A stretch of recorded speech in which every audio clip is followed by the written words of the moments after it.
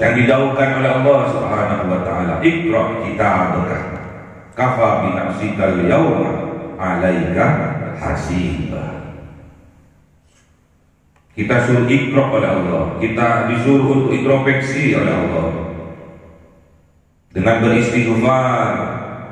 Kita menghitung-hitung, menghisap-hisap diri kita setiap hari, mulai dari kita bangun tidur hingga kita mau tidur lagi.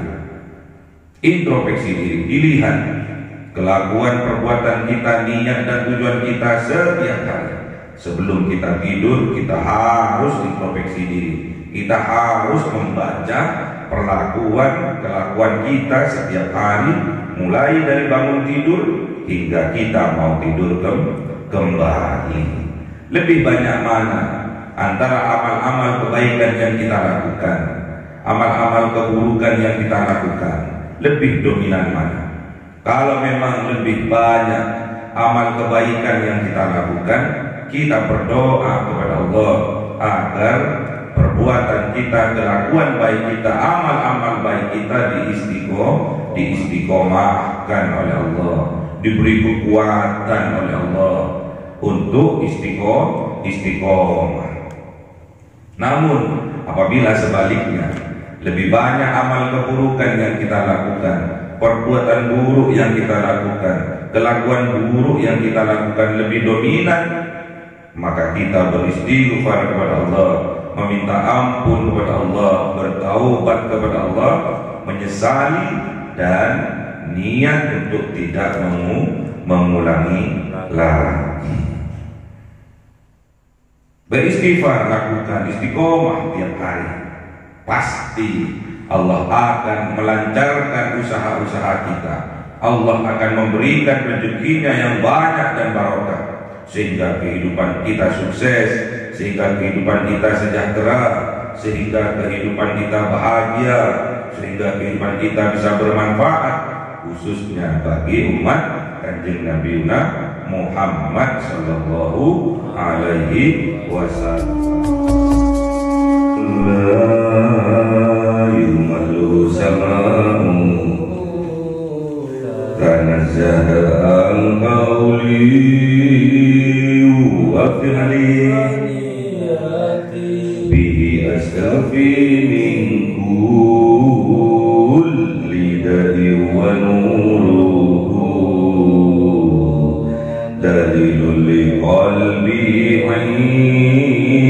inda jahli fa ya rabbi mati'ani bi sirri hurufi wa nawwir bi sam'i wa qalbi wa mukalati wa habli bihi fathan wa ilma wa hikmatan wa anis bihi ya Rabbi fil qabri wa salli wa sallim kulla yawmin wa laylatin ala abdihir rahman yaqbalu wa ali wa ashabin kiramin a'immati bihim yaghfirul ghaffaru dhanbi. A'udzu billahi minasy syaithanir rajim. Bismillahirrahmanirrahim.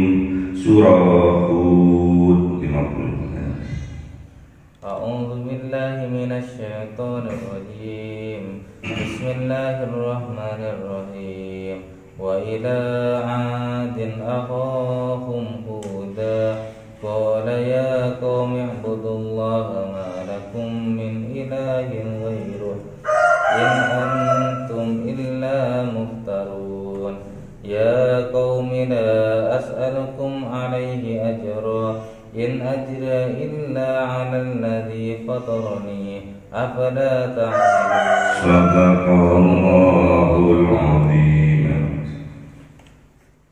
أعوذ بالله من الشيطان الرجيم بسم الله الرحمن الرحيم ويا قوم استغفروا ربكم ثم توبوا إليه يرسل السماء عليكم مدرارا ويزدكم قوة إلى قوتكم ولا تتولوا مجرمين. صدق الله العظيم. Bismillahirrahmanirrahim. Wa ila adin, wa ila, dan diutus ila kepada adin, kaum Ad. Siapa akhahum, saudara mereka, saudara dari kaum Ad, dari bangsa kaum Ad. Siapa? Hudan, Kanjeng Nabi Hud alaihi salam. Kemudian setelah Allah mengutus Kanjeng Nabi Hud alaihi salam kepada kaum Ad, qala, tahu siapa Kanjeng Nabi Hud alaihi salam, ya qaumi ibudullah, ya qaumi, wahai kaumku, ubudullah, beribadahlah kalian kepada Allah, menyembahlah kalian kepada Allah, mengabdilah kalian kepada Allah. Malakum, tidak ada, lakum milik kalian, min ilahin, dari Tuhan, ghairuhu, dari selain Allah. Jadi visi misi yang dibawa Kanjeng Nabi Hud alaihissalam sama dengan visi dan misi yang dibawa oleh nabi-nabi sebelumnya, yaitu mengajak berdakwah ke jalan, ke din agama tauhid, yaitu mengesahkan Allah Subhanahu wa ta'ala. In antum illa muftarun, jika antum kalian, illa kecuali muftarun, mengada-ngada kalian. Jadi kalau kita, kalau kaumnya Kanjeng Nabi Hud alaihissalam yaitu kaum Ad, tidak menyembah Allah, tidak mengabdi kepada Allah, tidak beribadah kepada Allah, berarti mereka telah mengada-ngada. Kalau mengada-ngada berarti mereka tetap dalam kemusyrikan. Tuhannya diada-adakan dengan cara membuat patung-patung,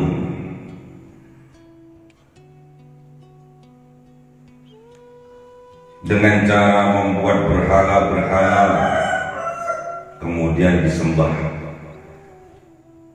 Padahal patung-patung berhala-berhala itu tidak akan membawa manfaat, juga sebaliknya tidak akan membawa mudarat bagi penyembahnya, karena mereka Tuhan palsu, Tuhan yang diada-adakan. Ya qaumi, berseru Kanjeng Nabi Hud alaihissalam kepada kaumnya, wahai kaumku, la as'alukum alaihi ajra, tidaklah aku meminta kepada kalian alaihi, atas ajakanku ini,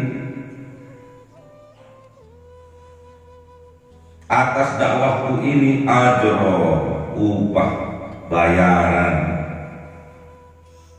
Sama, misi visinya sama, Mereka berdakwah, Kanjeng Nabi Hud berdakwah, nabi-nabi sebelumnya juga berdakwah, tidak minta bayaran. Kanjeng Nabi Nuh sebelumnya juga berdakwah, tidak minta bayaran. Kanjeng Nabi Hud demikian pula, tidak minta bayaran. Kanjeng Nabi Hud beserta nabi-nabi lainnya berdakwah, mengajak kaumnya untuk lebih mendekatkan diri kepada Allah atas dasar cinta kepada Allah, cinta kepada kaumnya. Semua dilakukan karena ikhlas,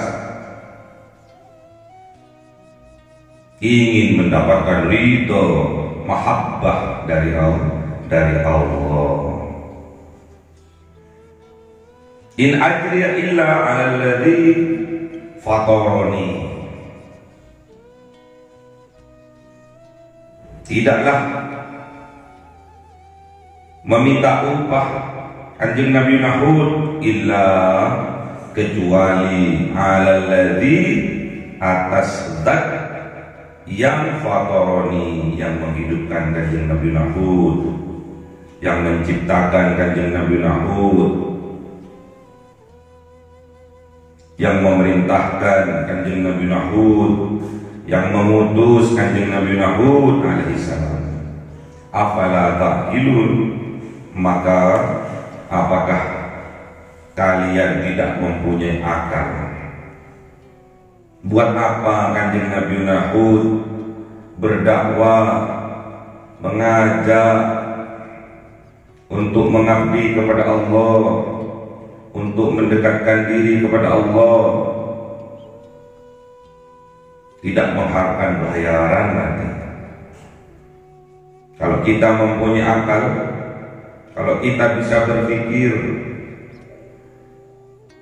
apa untungnya Kanjeng Nabi Hud alaihissalam berdakwah, berceramah, tidak mengharapkan bayaran atau upah dari apa yang ia lakukan,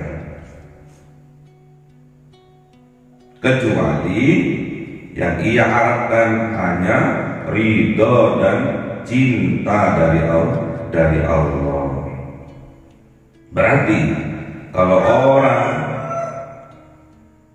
tidak berlandaskan mengharapkan ridho dan cinta dari Allah, hakikatnya mereka tidak mempunyai akal.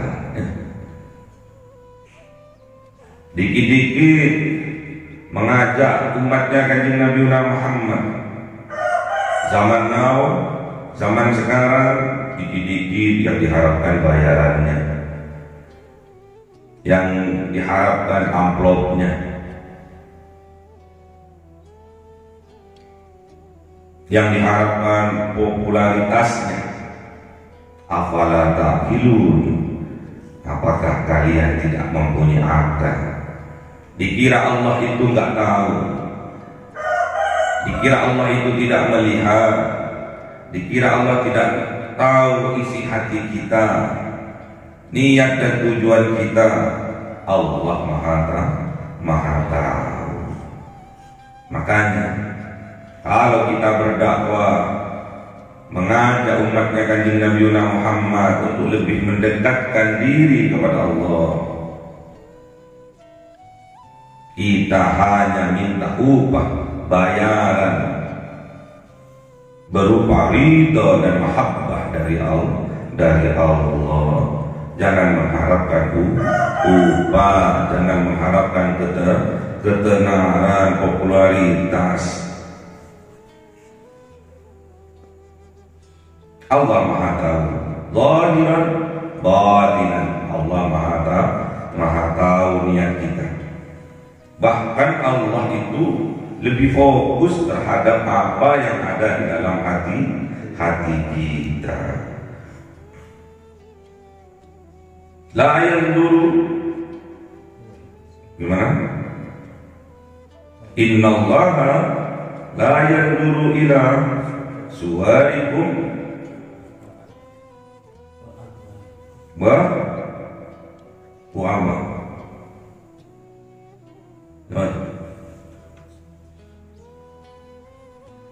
Innallaha la yanzuru ila suwarikum wa amwalikum walakinallaha yanzuru ila qulubikum wa a'malikum.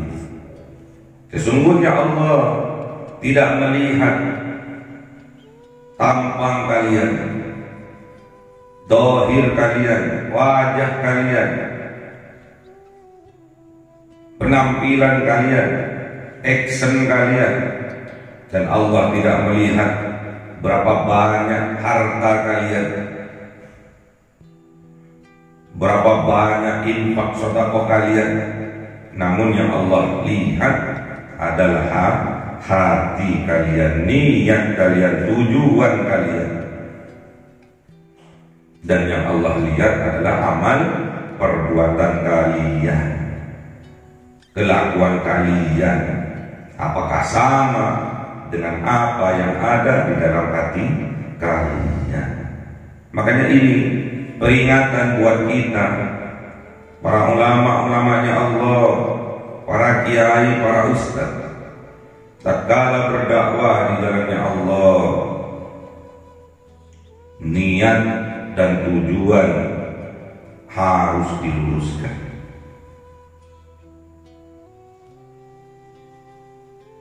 Tujuannya apa? Mengajak umatnya Kanjeng Nabi Muhammad untuk lebih mendekatkan diri kepada Allah. Niatnya apa?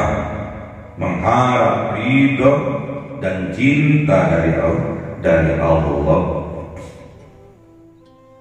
Harus sama, zahiran wa batinan. Hati dan perbuatan harus sama. Itulah tandanya bahwa kita bersaksi meyakini bahwa Allah Maha mengetahui, Allah Maha melihat apa yang ada di dalam hati kita dan apa yang kita perbuat di dalam kehidupan nyata.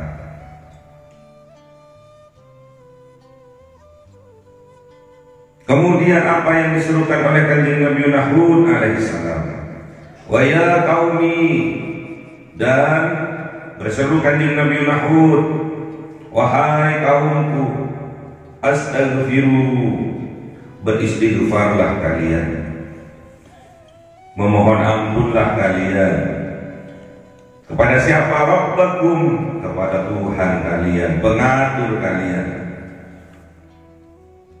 Summa tubu ilaihi, kemudian bertaubatlah kalian, ilaihi, kepadanya. Kalau kita beristighfar, memohon ampun kepada Allah atas kelakuan perbuatan masa lalu,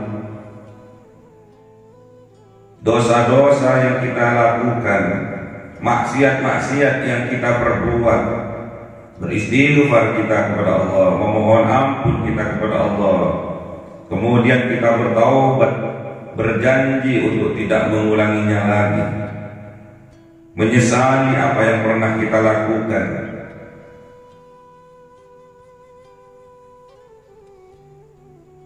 Apa yang akan Allah berikan kepada kita? Yursilis sama alaikum, maka Allah akan mengirimkan, akan mengutus as-sama, air dari langit berupa hujan, alaikum, kepada kalian, midroron, dengan deras, dengan banyaknya, dengan lebatnya. Apa tandanya ini? Allah akan memberikan rezeki kepada kita, rezeki yang barokah. Kemudian apa yang akan Allah berikan kepada kita? Wa yazidkum, dan Allah tambahkan kepada mereka kekuatan ila quwwatikum, kepada kekuatan kalian. Allah akan menambahkan semangat motivasi kepada semangat dan motivasi kalian. Namun syaratnya wala tatawallaw, dan jangan kalian menolak, berbalik menjadi orang yang musyrik, menjadi orang kafir. Kalau itu yang kalian lakukan, mujrimin, kalian termasuk orang-orang yang berbuat dosa. Petunjuk dari Allah sudah nyata. Diutus Kanjeng Nabi Hud dari kalangannya sendiri, dari saudaranya sendiri, sepupunya, familinya. Ahobum, masih saudara. Diutus untuk apa? Mengajak kaumnya untuk beribadah hanya kepada Allah. Mengajak untuk tauhid, mentauhidkan Allah, mengesahkan Allah. Tidak boleh kita mengada-ngada.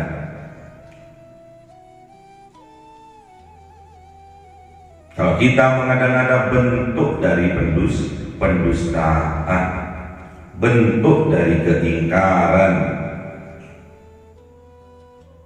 bentuk dari penolakan untuk menuhankan Allah.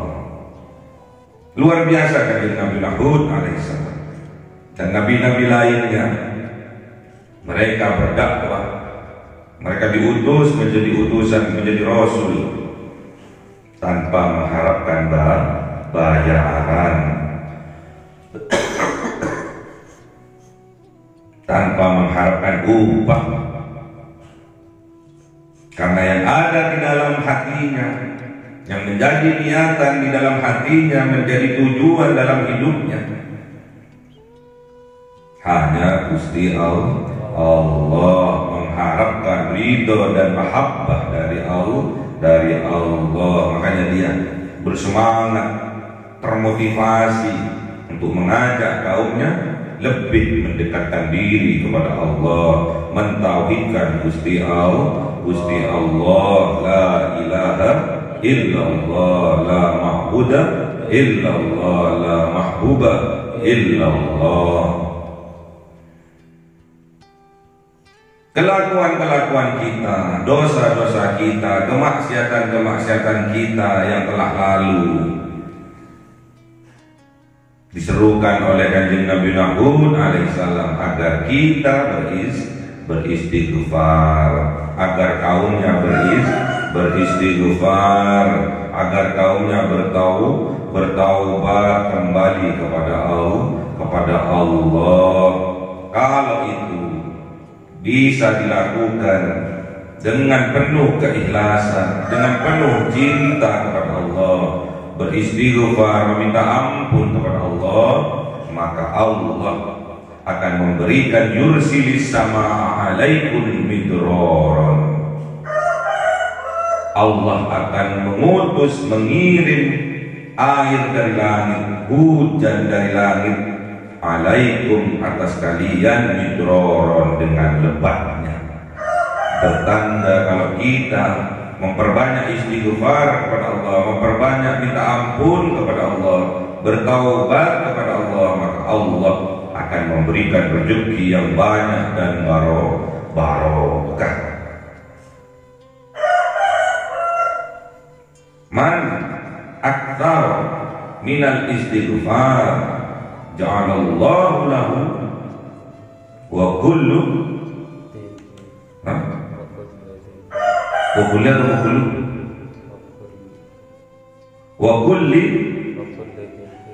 wa kulli hammin faraja wa kulli dhi'in mahraja wa razaqahu min haitsu la yahtasib.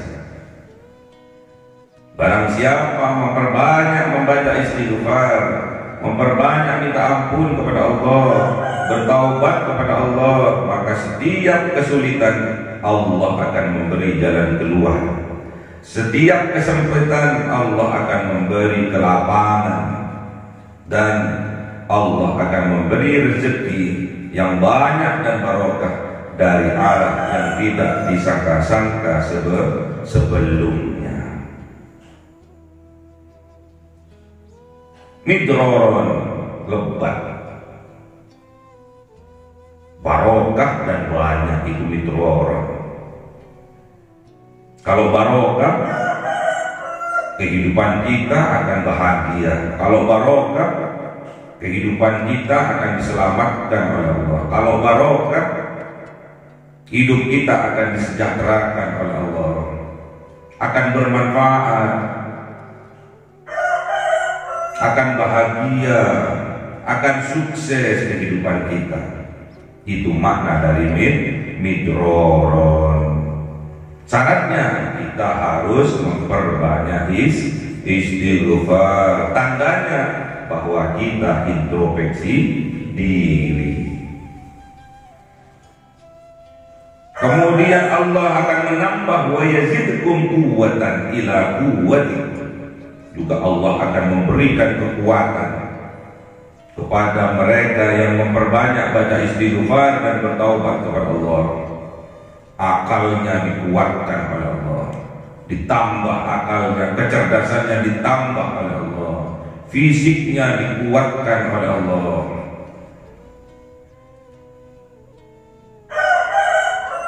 Usahanya ditambah oleh Allah. Namun syaratnya kita tidak boleh kembali kepada kemusyrikan. Wala tatawallaw mujrimin. Kita tidak boleh kembali kepada kemusyrikan, kekafiran. Kalau itu sampai terjadi, kita termasuk kelompok dari orang-orang yang berbuat dosa. Dosa besar kalau sampai kita kembali kepada kemusyrikan, menjadi orang yang musyrik, sudah masuk ke dalam Islam kemudian keluar lagi menjadi murtad. Itu termasuk dosa besar. Hati-hati. Kalau urusan ekonomi, kalau urusan kesuksesan di dunia ini, kalau kita ingin diberikan kekuatan oleh Allah, diberikan rezeki yang banyak dan barokah dari Allah, syaratnya kita harus memperbanyak istighfar, kita harus memperbanyak taubat kepada Allah. Lakukan ini semua, istiqomah setiap hari. Lakukan ini setiap hari, kita melakukan introspeksi diri. Sebelum tidur kita diajarkan oleh baginda Rasul, kita diajarkan oleh kanjeng Nabi Muhammad untuk introspeksi diri. Sebelum tidur kita disunnahkan untuk ambil wudu terlebih dahulu. Sebelum tidur kita melakukan sholat sunnah 2 rakaat. Sholat sunnah witir, 2 rakaat plus 1 rakaat. Kemudian beristighfar sambil introspeksi diri. Inilah yang didahulukan oleh Allah Subhanahu wa taala. Iqra kitabaka kafa bi nafsika al-yawma 'alaika hasiba. Kita suruh iqra oleh Allah, kita disuruh untuk introspeksi oleh Allah. Dengan beristighfar, kita menghitung-hitung, menghisap-hisap diri kita setiap hari, mulai dari kita bangun tidur hingga kita mau tidur lagi. Introspeksi diri, dilihat kelakuan perbuatan kita, niat dan tujuan kita setiap hari. Sebelum kita tidur, kita harus introspeksi diri. Kita harus membaca kelakuan kita setiap hari, mulai dari bangun tidur hingga kita mau tidur kembali. Lebih banyak mana antara amal-amal kebaikan yang kita lakukan, amal-amal keburukan yang kita lakukan? Lebih dominan mana? Kalau memang lebih banyak amal kebaikan yang kita lakukan, kita berdoa kepada Allah agar perbuatan kita, kelakuan baik kita, amal-amal baik kita diistiqomahkan oleh Allah, diberi kekuatan oleh Allah untuk istiqomah. Namun apabila sebaliknya, lebih banyak amal keburukan yang kita lakukan, perbuatan buruk yang kita lakukan, kelakuan buruk yang kita lakukan lebih dominan, maka kita beristighfar kepada Allah, meminta ampun kepada Allah, bertaubat kepada Allah, menyesali dan niat untuk tidak mengulangi lagi. Beristighfar, lakukan istiqomah tiap hari. Pasti Allah akan melancarkan usaha-usaha kita. Allah akan memberikan rezekinya yang banyak dan barokah, sehingga kehidupan kita sukses, sehingga kehidupan kita sejahtera, sehingga kehidupan kita bahagia, sehingga kehidupan kita bisa bermanfaat, khususnya bagi umat Kanjeng Nabi Muhammad sallallahu alaihi wasallam. Allahumma arhamna bil Qur'an waj'alhu lana imama wa nura wa huda wa rahmah. Allahumma dzakkirna min nasina wa 'allimna minhuma jahilna warzuqna tilawatahu ana al-laili wa atrafan nahar waj'alhu lana hujjatan ya rabbal alamin. Cahaya 1000 bulan yang dimasukkan oleh malaikat ke dalam hati seorang hamba pilihan atas perintah Tuhannya, memancar dengan dahsyat penuh cinta, menembus relung-relung jiwa yang gelap penuh nista, berubah menjadi terang penuh kasih sayang. Itulah Lailatul Qadar.